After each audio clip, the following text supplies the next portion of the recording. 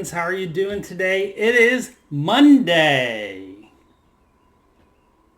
Monday, March 22nd. Yep, it's March 22nd, 2021 still. And I hope you are all well. It is a beautiful, sunny, warm, sunny March day here in New Jersey. And I'm going to take a drink because I'm going to cough if I don't. I'm still going to cough anyways.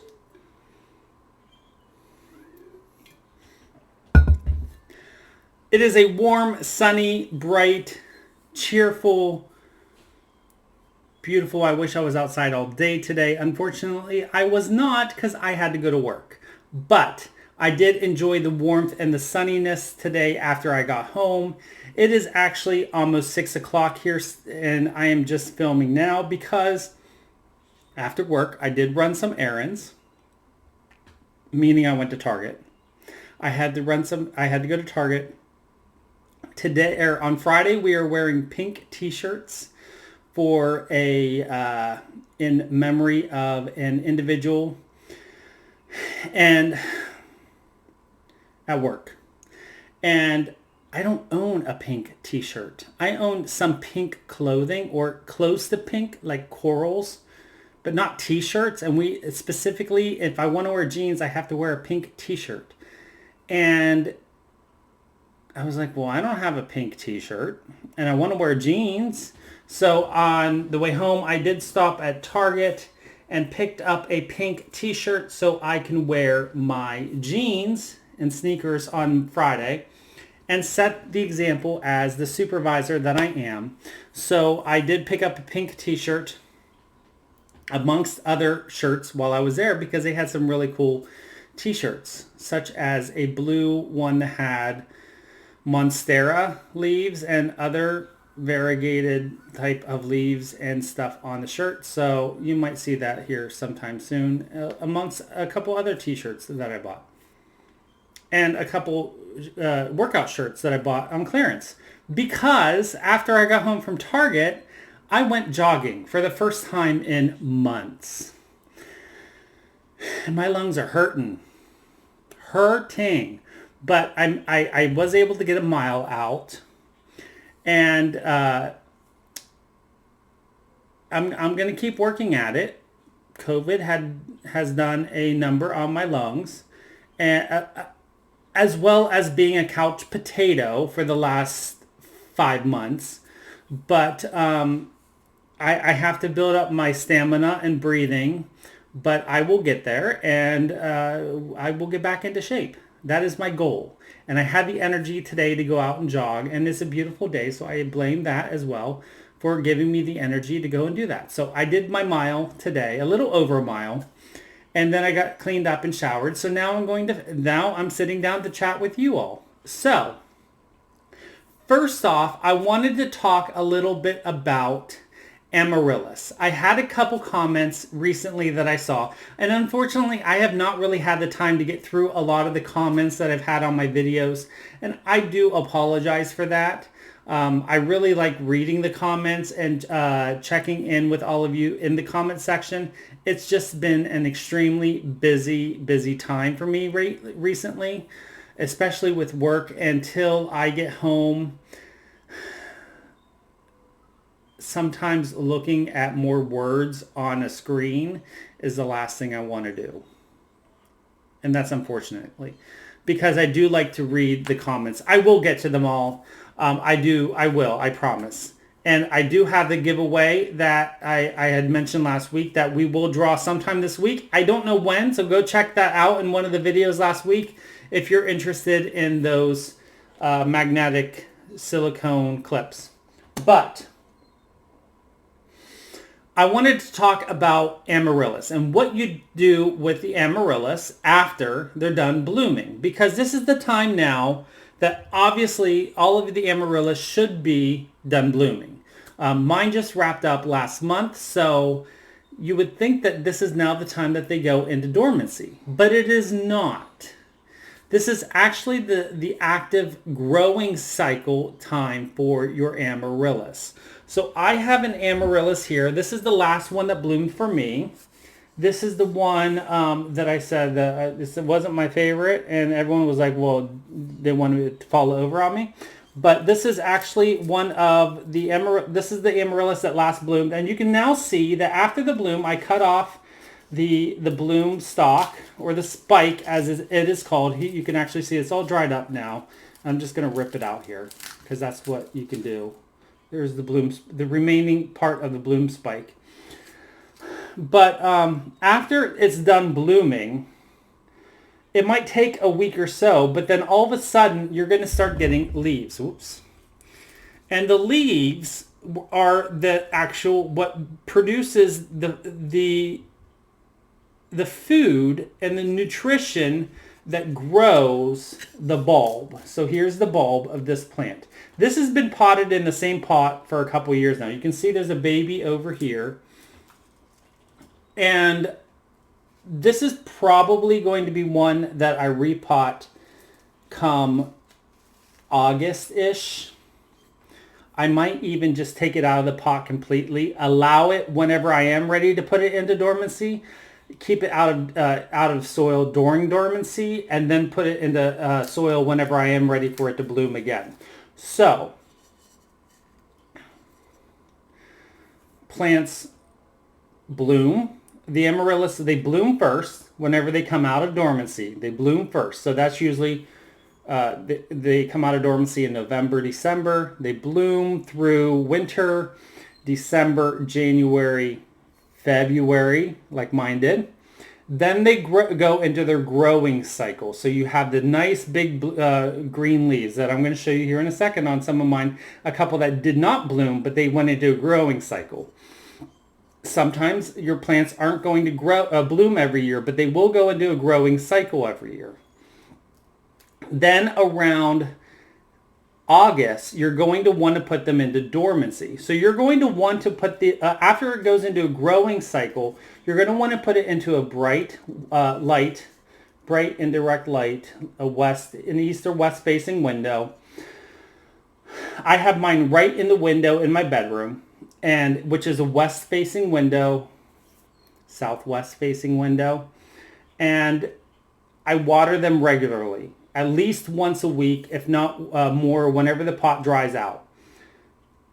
I've noticed that mine, because they get really bright light, they want water more frequently during the growing period, because this is whenever they're going to store up all the nutrition that they need in that bulb for when they go into their dormancy, and then whenever they go into their growing cycle, or I'm sorry, blooming cycle. So this is whenever their bulbs get larger, and then whenever they store up all the nutrition for whenever they go into blooming, because they're not going to have the leaves whenever they bloom. So here is what they look like in full growth glory.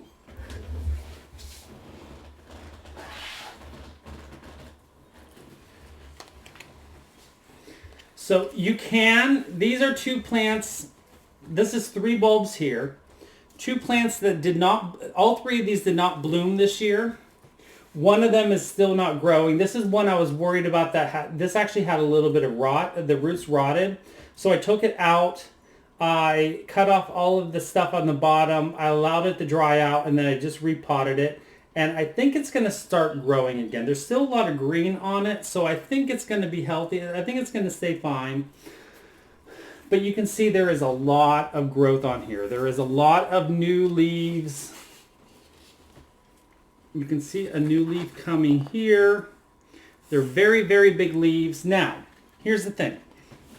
In the summer, I don't have a place to plant these outside, so I leave them in the same pots all year round and water them well.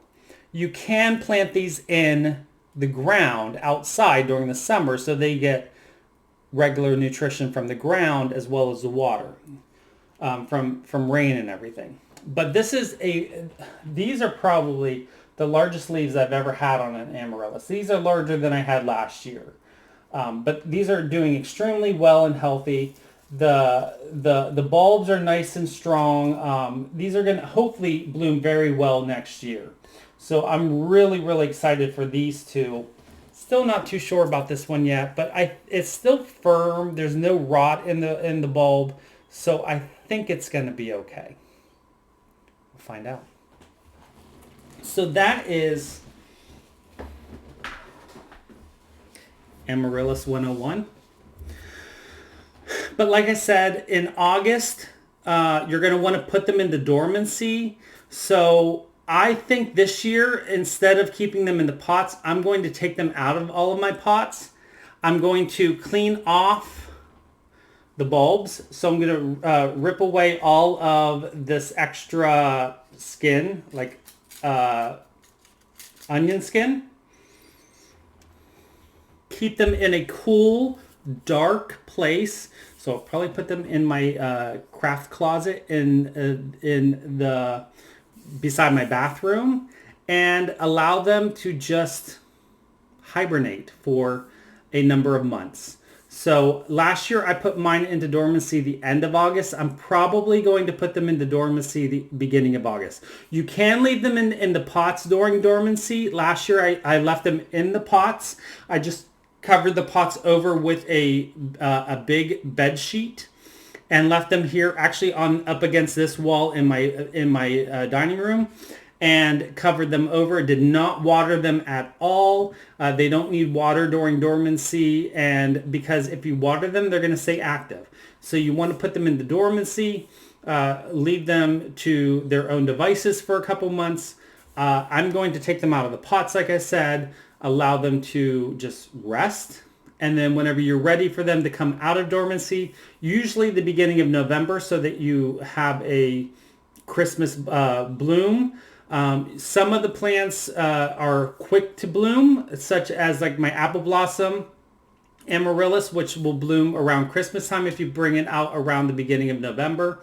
Some of them, like these other ones that I have, are slow to bloom, and they may not bloom until January, beginning of January to the beginning of February. And that is basic amaryllis. If you have any other questions about the growth cycle and dormancy periods, let me know in the comment section below, or email me. My email is always in the information section, and I will be glad to answer if I know the answers. You can always look up information in YouTube videos. That's how I found the majority of my information about amaryllis, is just watching YouTube videos. So that is what I know about amaryllis. All right, so I have a little bit of crafting to show you today. So I did do a teeny tiny bit more on my Amaryllis kit. I have it in my maps bag that I got. I actually have the entire Q-snap in this bag, which is really nice. So this is the bag that I got from Jordan, which is Jordy's. I actually don't have the card anymore. I think I put it over in the dining room. Or I'm in the dining room. Jordy's Handmade on Etsy. If you go back to the video, I talk about the gift, that you can see more information on that. Anyways, this is my Panda Amaryllis kit. And I have something. Let me show you my progress first. My only progress that I have on this is that I filled in the leaves. I filled in more of the leaves. So I did the darker section of the leaves. Not a whole lot of stitching. But there are three main colors of the leaves. And unfortunately, I found out on my floss card, I don't have color number 22. So I need to contact Amaryllis and see if there's any way I can get number 22, because I thought about like figuring out some kind of way of doing it with the colors that I have, but the only way number 22 is used is with a blend of 21 and 20. And I want it to look right. So I need to see if I can get this color. Otherwise, I don't know what I'm going to do. So not sure how that happened. If you've ever had any situation, and if you've ever stitched on a Amaryllis kit, and come across that situation before? Let me know how you handled it. I'm curious. So there is an email on here for the sales team at Amaryllis. I'm going to reach out to them and see what comes of that. So I'm going to take a picture and just show them and see. Hopefully they have really good customer service, and I will let you know what happens after I take care of that, after I reach out to them. So that is my Amaryllis Panda kit. That is stitched on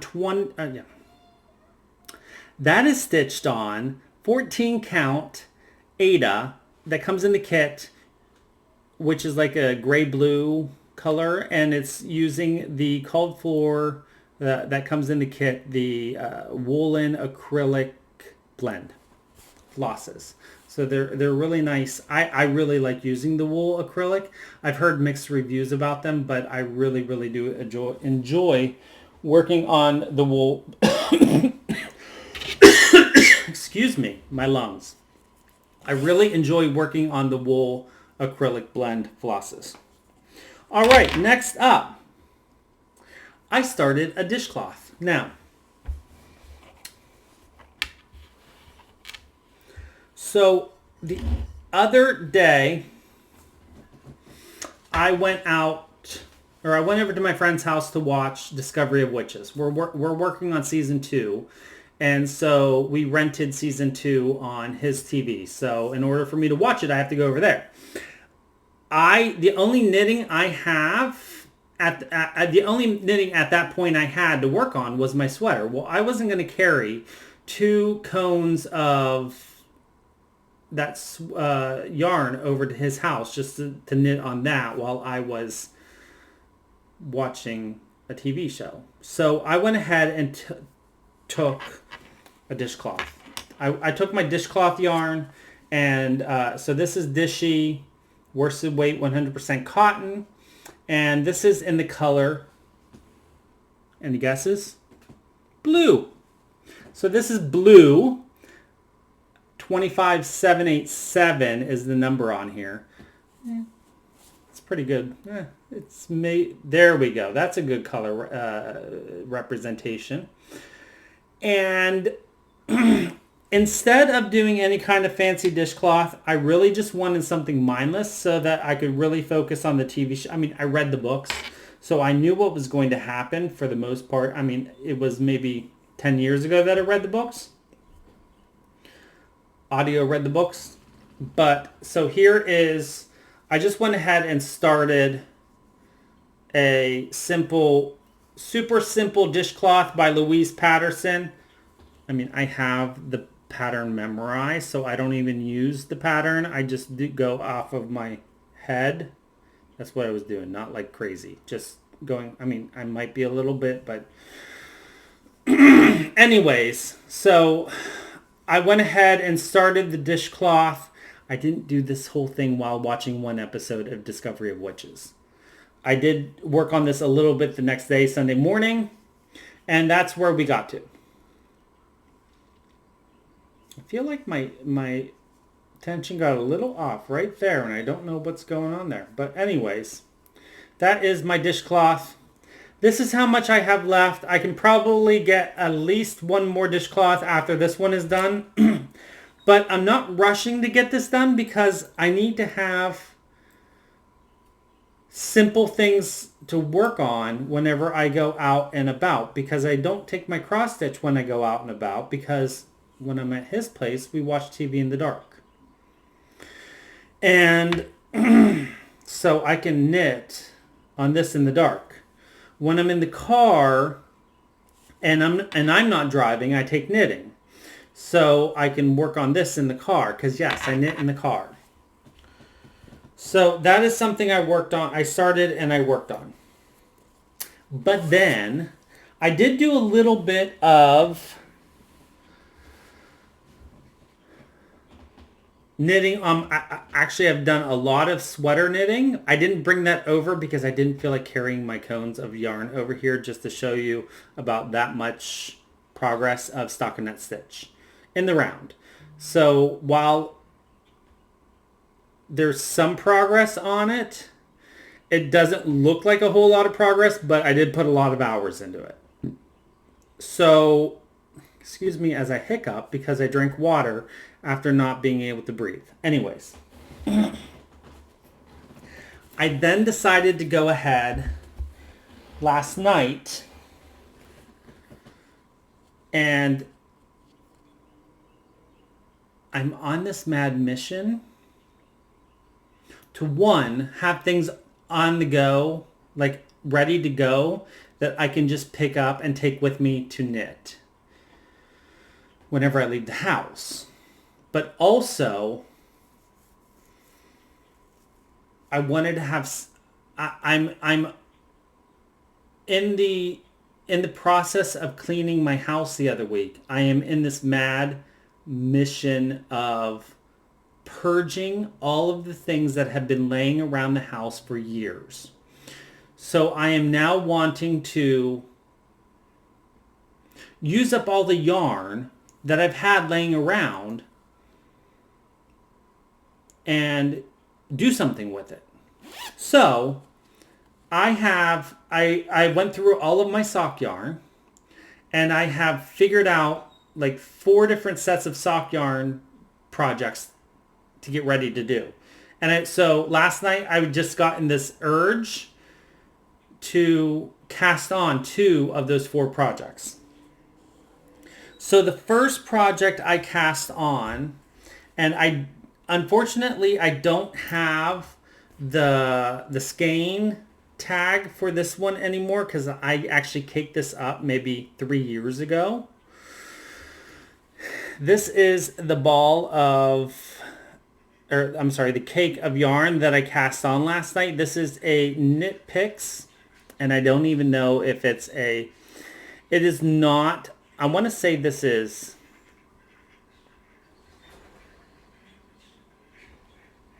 there's ducks outside having a fight. I love spring. I love hearing the animals outside. This is not, I'm fairly certain this is not Stroll, and I know this is not Hawthorne.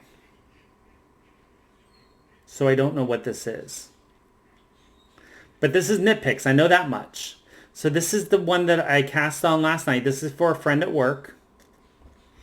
And so because I love doing my socks toe up, oh, this is 100 grams. So both socks will be out of this one cake. So unfortunately, I can't cast on both at the same time. I mean, I could if I pulled from the outside and the inside, but I decided, and I'm pulling from the outside of this cake. So, because I don't like the cakes anymore getting mushy on the inside. I feel like I'm just rambling at this point. So I went ahead and cast on and did the first 10 rows of the foot. So there is the toe. Now I'm just stumbling on my words. There's the foot of the first sock that I cast on last night. So that one is ready to just go round and round and round and round and round because it's just going to be a simple toe up sock that I can knit whenever I feel like knitting a sock. So that's sock number 1. Pair of socks number 1. Then I didn't want to continue just working on that one sock because that defeats the purpose of having socks ready to go whenever I need to have something for in the car or going to my friend's house or needing to focus on something but not, or coming home and having something super simple to work on. So I went ahead and cast on a second pair of socks because again, I'm trying to purge those things that have been lingering for years. So I've had this sock yarn. This is Peyton's, because I was corrected and I'm learning from my mistakes. It's not Patton's, it's Peyton's Croy sock yarn. And I've had this for probably 2 years now. I bought this whenever I first bought Peyton's sock yarn. This is a Joann's purchase, Joann Fabrics. And this is called Gray Brown Marl. I don't know if Joann still sells this color or not. I thought I saw it last time I was there, but I could be wrong. But they have some pretty, no. Hobby Lobby has some pretty cool Peyton's Croy sock yarn now. So I'm tempted to buy some Peyton's Croy sock yarn, but I also have a ton of sock yarn that I still need to use. So this is the last of my Peyton's Croy sock yarn. I have 2 balls. So 1 pair of socks. I really enjoy this color. So again, this is going to be another gift for a friend at work. And here is my progress. So basically I did the exact same amount of rows that I did on the last pair or the last sock. But it took me a little bit longer because there's 4 more stitches in this sock than there is in per round than there is in the last than the other sock. So the other sock had 64 stitches. This has 68 stitches. And there is the sock. I love these colors together. So that is a really, really deep, rich red and with the brown.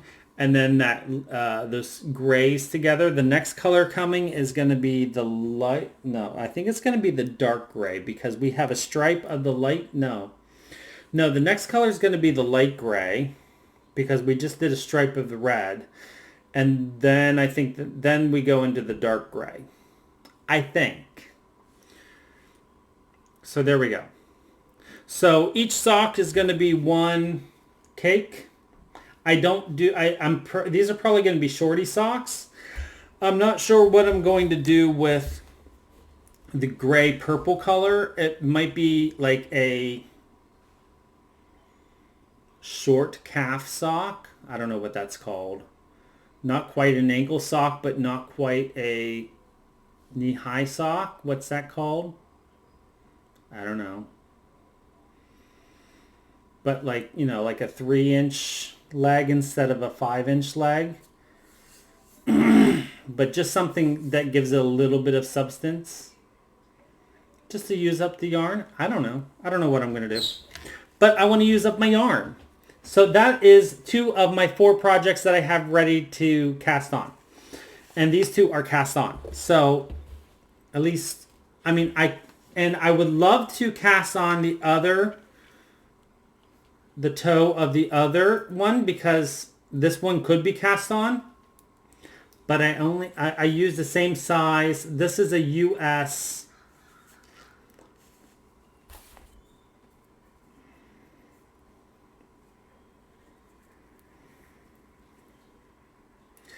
US 1.5. So it's a Chalgu US 1.5 or 2.5 millimeter. So it's the red lace Chalgu 1.5 9-inch circular. That's how I like to knit my socks. And I'm doing the the US 1.5 for both of the socks. Typically, whenever I knit socks for friends or as gifts, I do the 1.5. Whenever I knit for myself, I use the US 1. I don't know why, but that's what I do. So that's my progress. No clue what I'm going to do tonight. I might cast on some more socks tonight because I have a set of socks over there that I'm going to cast on for myself.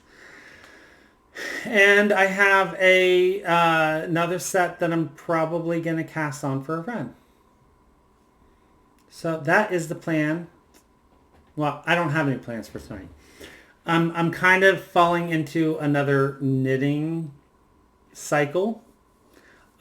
I might pull, last night I was feeling like wanting to work on my Heaven and Earth Designs Harbor Lights, but I don't know. I'm not really feeling like stitching at the moment. So we'll see. Anywho, I hope you all have a wonderful night. Happy crafting, whatever it may be. And until I see you again, as always, don't forget to always be creative.